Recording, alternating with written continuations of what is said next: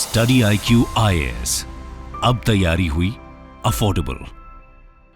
Friends, imagine a group in US constitute less than 1% of their population, pumping billions of money into their system, cutting edge innovation, transforming education.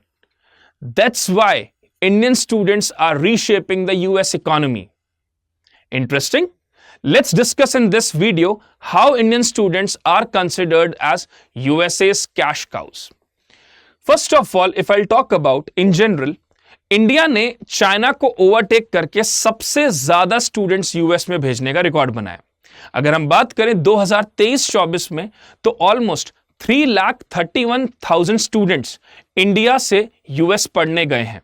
और अगर हम इनकी overall contribution की बात करें so they are more than 23% in comparison to last year, contributing almost $14 billion।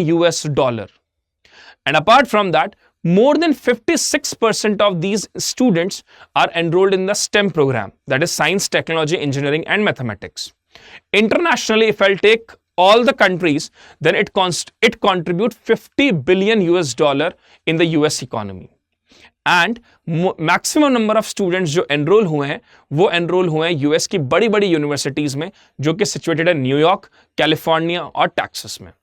अगर हम इस बार डायग्राम के थ्रू एक एनालिसिस करें तो 2014 में ऑलमोस्ट 1,25,000 स्टूडेंट्स यूएस में पढ़ाई करने जाते थे इंडिया से। वो स्टूडेंट्स 2014 से बढ़ते हुए 2023 में 3,31,000 तक हो चुके हैं। And that is the reason US economy में इंडियन स्टूडेंट्स की तरफ से जो लगातार एडमिशंस हो रहे हैं इंडियन स्टूडेंट्स के, वो यूएस इकोनॉमी के लिए एक तरह से बहुत ज्यादा फंड जनरेट कर रहा है। Then if I'll talk about the second important thing, regional trend for Indian students going to US. Bharat के कौन-कौन से ऐसे राज्य हैं, कौन-कौन से ऐसे स्टेट्स हैं जहां पर maximum number of students US जाते हैं? तो start with Telangana and Andhra Pradesh. They are contributing maximum from in the southern states or in overall India, those students were going to US. Hyderabad, Vijayawada, Visakhapatnam.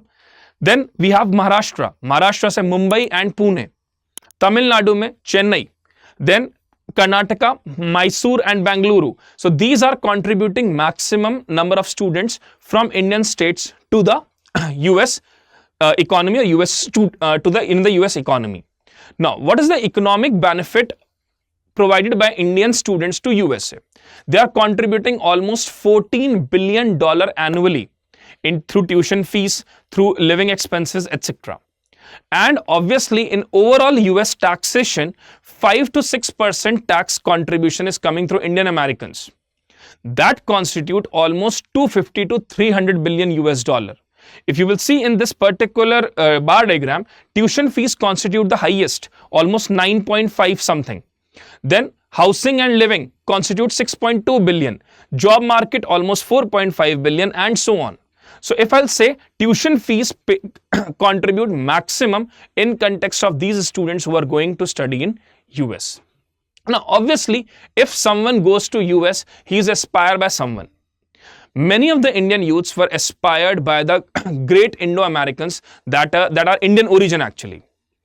Indian professionals creating 11 to 12 million jobs in US. It is rightly said that कि 3 international students US में एक job create करते हैं और CEO जो Indian origin है Fortune के top 500 companies में, उनमें से 16 CEOs जो है वो इंडियन ओरिजिन है। चाहे वो सत्या नडेला हो जो कि माइक्रोसॉफ्ट के CEO हैं, चाहे वो रेशमा केवरमानी हो जो कि वर्टेक्स फार्मास्यूटिकल के CEO हो, then Ajay Banga, that is president of World Bank, Geeta Gopinath, deputy managing director of IMF. All these are Indian origins. So students feel so much attracted when they'll see these people.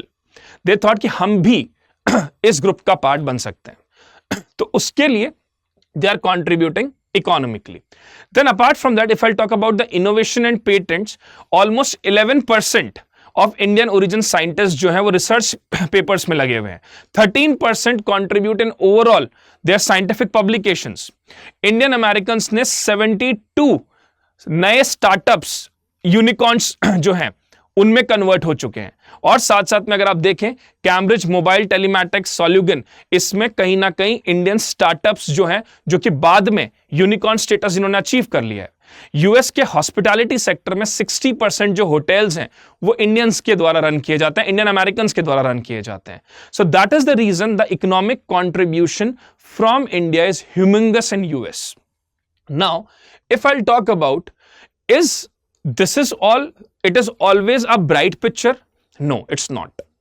बहुत सारे Indians जो US में पढ़ने जाते हैं, बहुत सारे Indians जो यूएस में तैयारी करने जाते हैं, जो यूएस में आगे जाके अलग अलग प्रोग्राम्स में एसोसिएट होते हैं, क्या वो सारे सक्सेसफुल होते हैं? जी नहीं। इसी के बारे में एक यूजर ने जो कि रेडिट पर कमेंट किया है कि इंडियंस जो हैं वो एक्चुअली में यूएस आकर एक बहुत बड़े स्कैम में शामिल हो रहे हैं। मतलब वो इंडियंस लाखों करोड़ों रुपए लेकर यूएस आते हैं, यूएस की इकोनॉमी में पंप करते हैं उस पैसे को, और बदले में उन्हें बहुत ज्यादा कुछ नहीं मिल रहा है।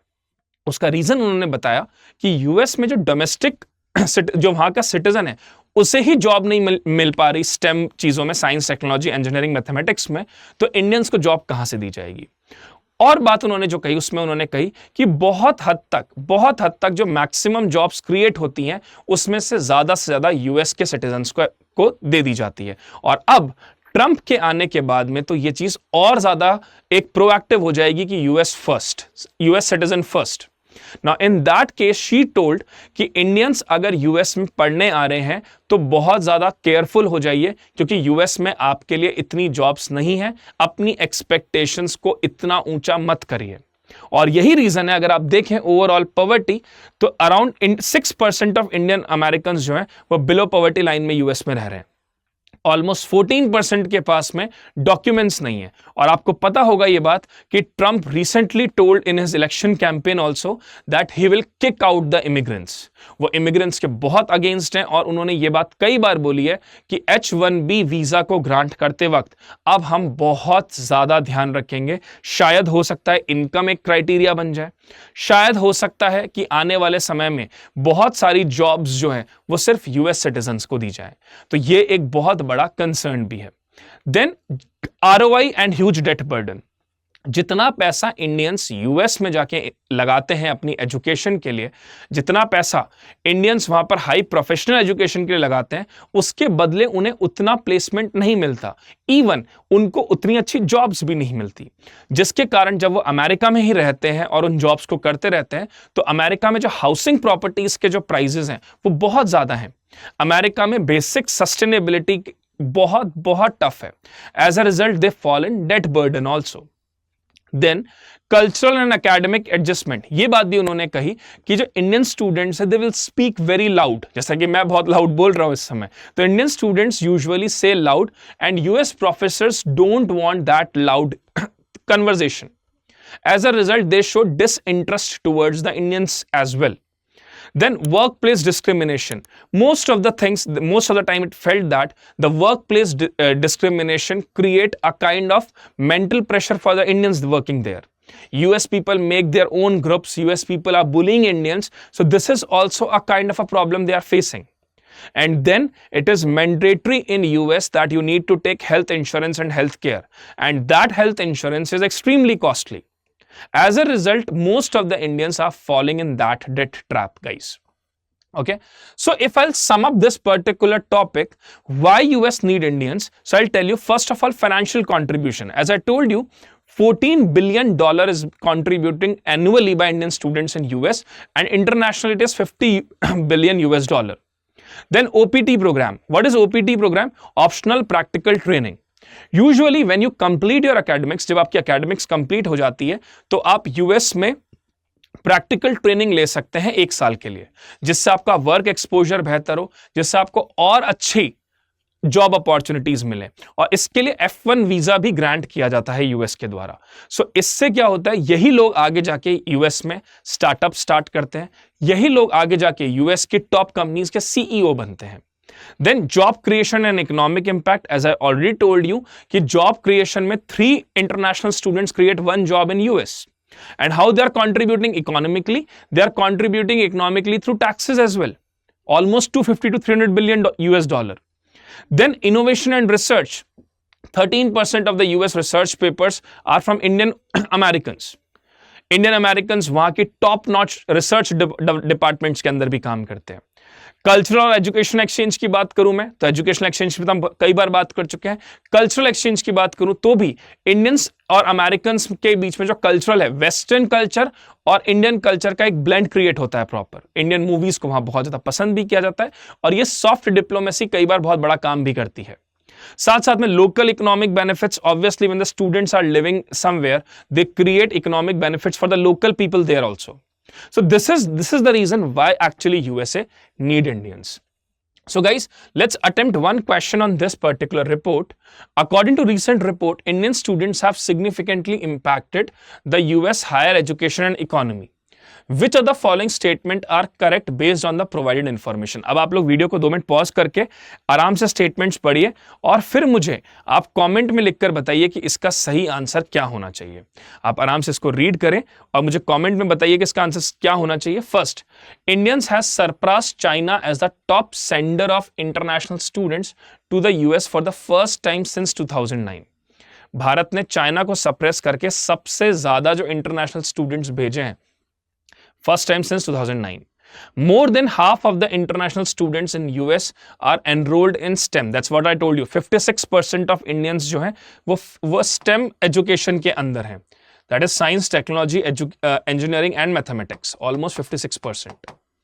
Then Indian students participating in optional practical training in US saw an increase of over 40% in the recent academic year. This is also true. Optional practical training के लिए आपको F1 वीजा दिया जाता है और इस F1 वीजा के साथ जब आपके academics complete हो जाते हैं तो आप साल भर US में रहकर academic training, vocational training, practical courses ले सकते हैं जिससे आप अपने job prospects को और बेहतर और स्ट्रॉन्ग बनाते हैं। तो ये तीनों ही स्टेटमेंट यहां पर ठीक है। 1, 2 and 3 is the correct answer over there. Now guys, very important information for you all. Before this information, I'll tell you an important thing. दिन में रोज मंडे टू सैटरडे 2:30 PM पे मैं आपके साथ हिंदू और इंडियन एक्सप्रेस के इकोनॉमी आर्टिकल्स को discuss करता हूं। जो पूरे दिन भर में इकोनॉमी के इंपॉर्टेंट आर्टिकल्स हैं जो कि हिंदू और इंडियन एक्सप्रेस में आते हैं, उसकी डेली हमारी क्लास होती है मंडे टू सैटरडे। साथ साथ में अगर आप शाम को आपको इकोनॉमी के बेसिक्स में दिक्कत है, अगर आपको इकोनॉमी के बेसिक्स समझ में नहीं आते हैं, तो शाम को 7 बजे इसी चैनल पे मंडे टू सैटरडे मैं रमेश सिंह सीरीज को मैंने स्टार्ट किया है, जिसमें मैं रमेश सिंह एक बहुत अच्छी बुक है इकोनॉमी की, उसके बेसिक्स को बहुत आराम से धीरे धीरे पढ़ाता हूं।